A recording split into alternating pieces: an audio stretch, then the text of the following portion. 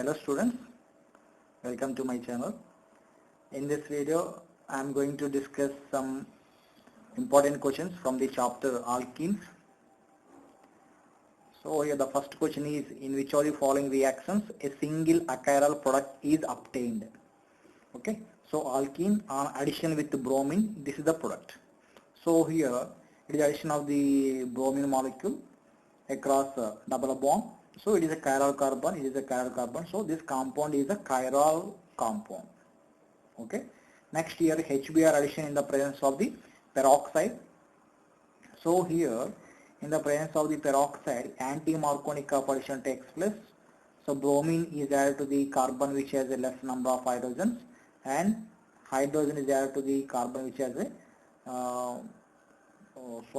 bromine is added to the carbon which has a more number of hydrogens, and the hydrogen added to the carbon which has a less number of hydrogens as per the anti-Markovnikov addition. So again here this is the chiral carbon, it is a chiral carbon, so this compound is a chiral compound. Okay, and next here HBr addition, okay, at dark conditions, it means it is not a free radical addition reaction, it follows Markovnikov alkoxylic addition reaction. So as per the Markovnikov rule, this is the product. So here negative part of the adding reagent is added to the carbon which has a less number of hydrogens. So here Br and hydrogen, that's it. So of course here one more hydrogen is there at this carbon. So it is not a chiral carbon, it's not a chiral carbon also, because on both sides here similar group, CH2 CH2, here CH2 CH2.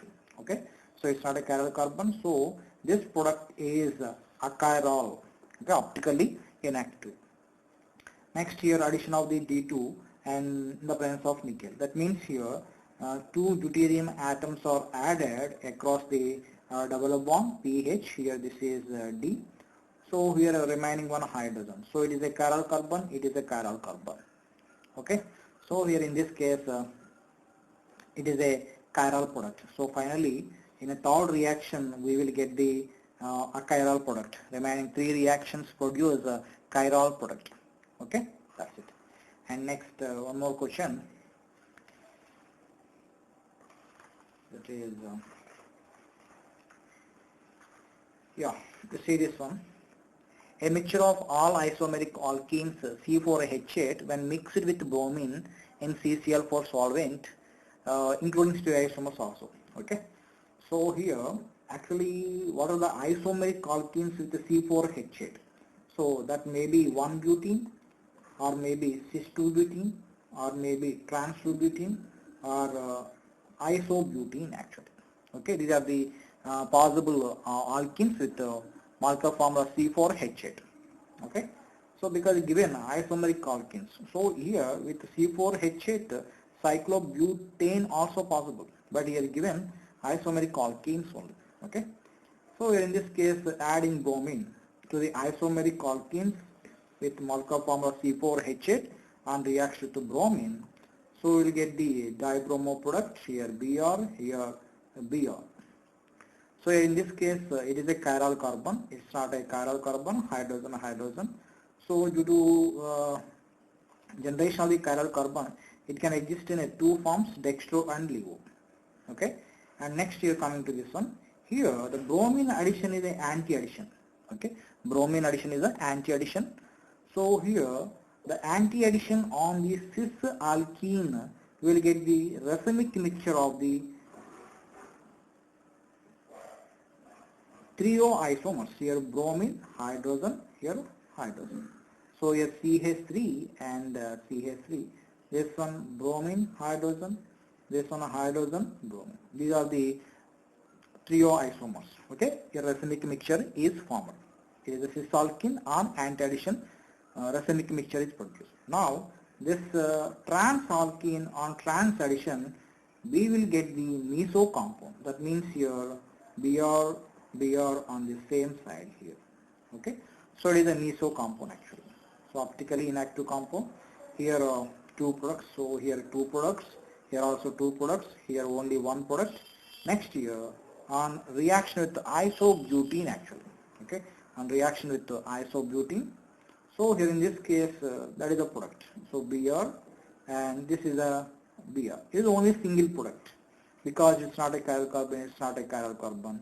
So totally, if a bromine solution is added to the isomeric alkenes with the molecular formula C4H8, total dibromo products are the 6 including stereoisomers. Okay, here 2, here 2, here 1, here 1.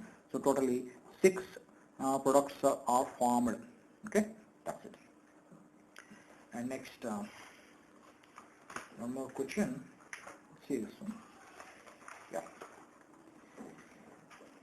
So in this case, write the total number of optically active isomers formed in the following reaction. Okay.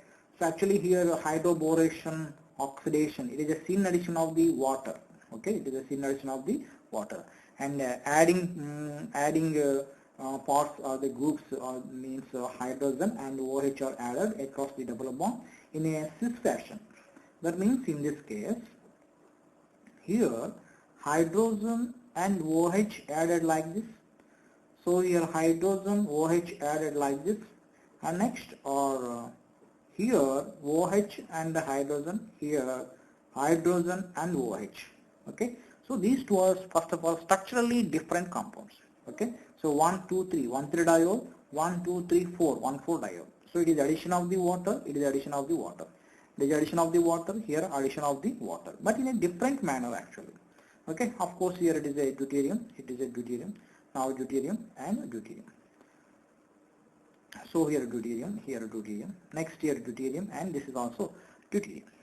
So now here, how many optically active isomers formed in this reaction actually? So now here, for this reactant, for this structural reactant, so here we can write like this.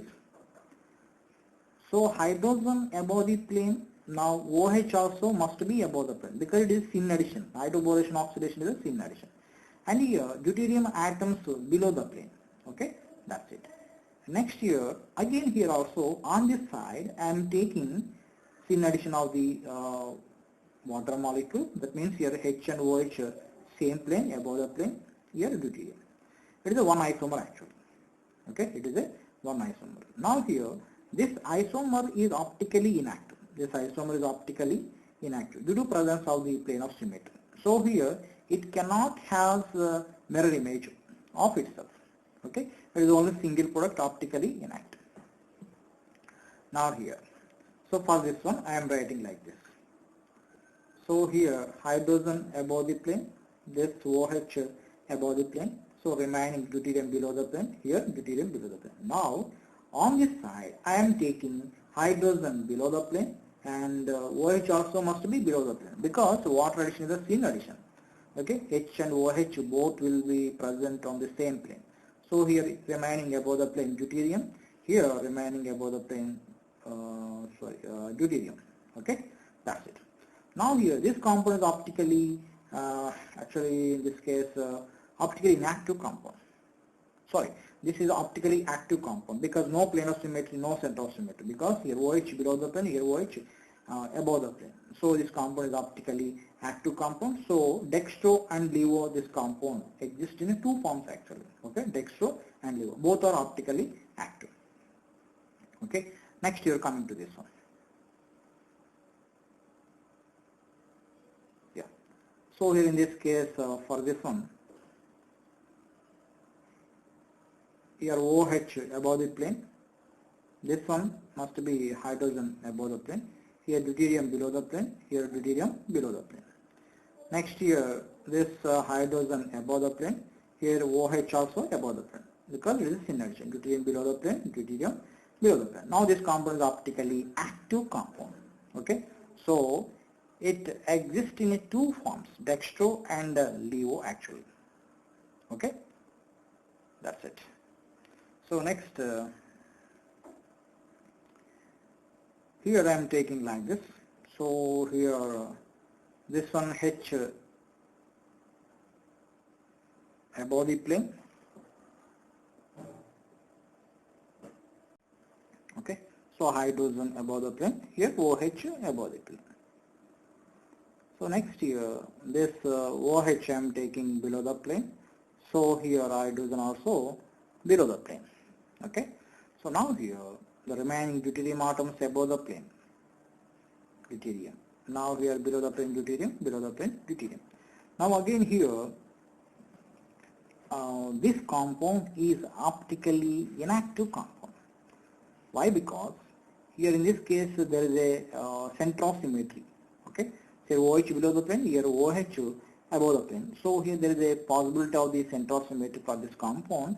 So optically inactive compound. This compound is optically inactive compound. So here number of optically active isomers, here 2, here 2. So totally in this case 4 are the optically active isomers. Okay, and next here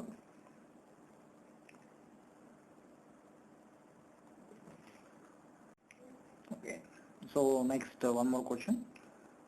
So this one, pH C triple bond C CH2CH3 on addition of the water. Okay, here addition of the water, that means here actually the water addition to the alkynes also follows Markovnikov rule, but here taking D2O. So in the presence of the mercury salts and the acid medium, here the water addition takes place according to the Markovnikov rule. Here in this case it's not an addition of the H2O, it is the addition of the D2O. So here PHC, here OD double bond C and D, here CH2CH3. It is a enol form actually. So now here it is converted into keto form. So PHC double bond O, here C, D and D, CH2CH3. So for this reaction, the option C is the correct one. Okay, and next one more question. See this one. So it is a HBr addition in the presence of the peroxide. So follows a Markovnikov addition. So in this addition, here first of all this is the reaction intermediate. Okay, this is the Br actually, because here HBr. So initially this peroxide, as a result of the homolytic breaking of this peroxide, RO radicals are produced. This RO radical abstract the hydrogen from the HBr. So ROH plus Br radical. Okay. Now here this Br radical attacks on the alkene by homolytic breaking of this pi bond. So Br radical attacks on this carbon to produce a more stable benzyl radical. Now here it is attacked by the HBr. That means here this radical abstracts the hydrogen from the HBr. So here a hydrogen, Br and deuterium. This is the final product of this reaction. So it is a regioselective addition reaction which forms the anti-Markovnikov addition product. Okay, it follows the anti-Markovnikov addition product. It is a regioselective. Regioselective means here this is the one possible product, and as well as this is also possible product. Here like here bromine is added and this is a radical. Okay, but this radical is an unstable radical. That's why here mostly the Br radical attacks on this carbon to produce a more stable radical. So here in this case, this is formed in a minor quantity. That means hydrogen, deuterium, and here hydrogen. Okay, this is a minor product and this is a major product in this reaction. That means here between the two possible structural isomer, one structural isomer is a major product. That phenomena is known as a regioselectivity. Okay, between the two possible products or among the possible structural isomers, if one structural isomer is a major product, that phenomenon is known as a simply regioselectivity, because here in this step that Br radical mostly attacks this region of the carbon. Okay, that Br radical selectively attacks this region of the carbon to produce a more stable radical. That's why it is a regioselective reaction. Now here, so option A is correct. The reaction intermediate is a paramagnetic. Of course, here radicals having singular electron, these are the paramagnetic. This is also correct one. And it is a chiral, it is a chain reaction. Okay. So here in this case, this reaction is not a actually the radical reactions are all the chain reactions. So here in this case option C also correct one, and the product has two chiral carbons. Okay, so in this case you know that this is the chiral carbon and this is also chiral carbon. Okay, that's it. Thank you for watching. Please subscribe my channel for more videos.